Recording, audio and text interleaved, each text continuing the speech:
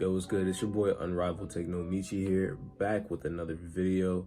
Today we're gonna be talking about getting anime style physiques, but realistically we're leaning more towards performance. After Toji's debut in Jujutsu Kaisen, there was a bit of a obsession with getting the Toji physique, and respectively so. Like, the motherfucker's jacked, like he just looks crazy.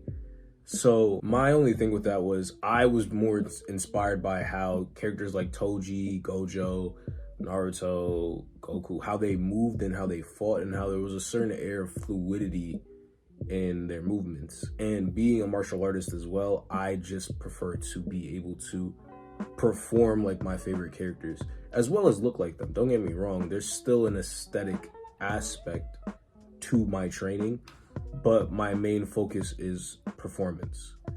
And I just noticed that there was maybe like a missing area, but like a missing component in a lot of the content covering it, because a lot more people were focused on aesthetics, which, if that's your goal, you know what I'm saying, do what you're gonna do. But I decided that I wanted to make my training and training for other people more focused towards the performance aspects, and the aesthetics are just a byproduct of it. Aesthetically, you're gonna look good if you train. If you train properly, you have a proper diet and nutrition going for yourself. And even that's pretty much like, how do you say, like, negligible if you only care about aesthetics, but we're here for performance too. As long as you have the basic concepts of fitness under wraps, you're gonna look aesthetically good, like, regardless.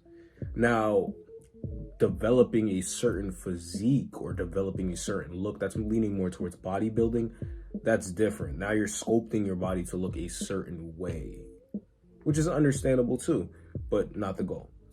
So another common pitfall that I just noticed was that a lot of these workout guides or guides to get in shape like these characters were very intermediate. There's not much out there to give you an all-encompassing guide for beginners.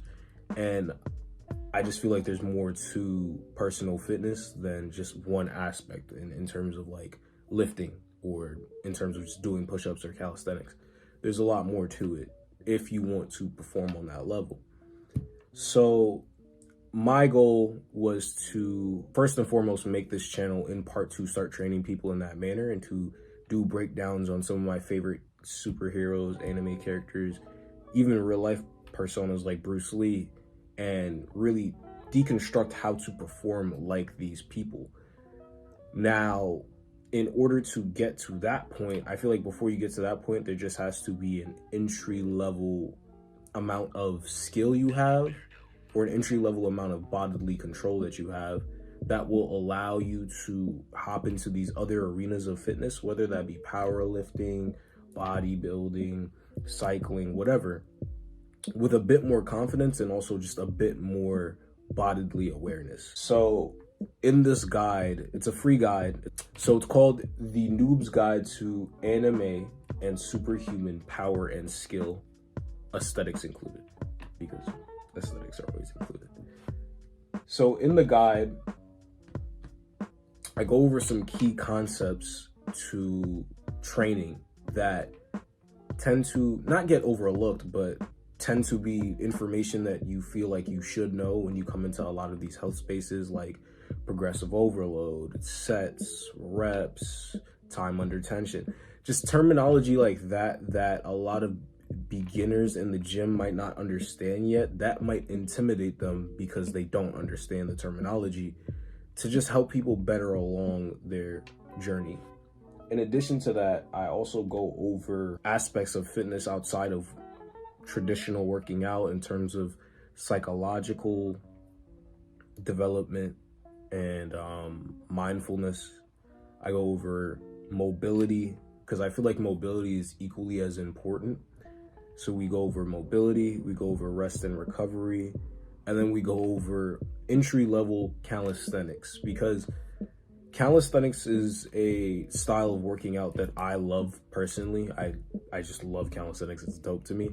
But in addition to that, it is very convenient. You can do calisthenics anywhere, in a hotel room, in your bedroom, in the park, in school.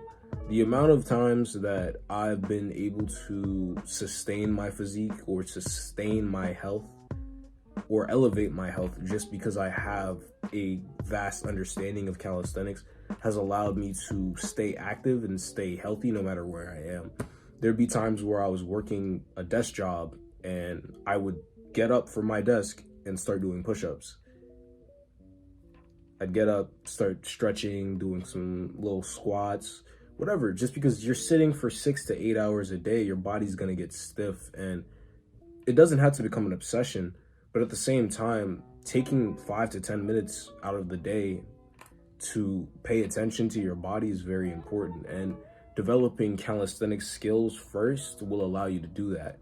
So even if you decide to embark on a powerlifting path or a bodybuilder path or some form of competition, whatever you decide to do, having that calisthenics foundation, understanding how to manipulate your body weight for the sake of progress, will allow you to continue to make progress no matter where you are, as well as give you a leg up coming into these arenas. It's not going to give you a vast leg up. Like, you're not going to do 100 push-ups and then be able to deadlift 300 pounds.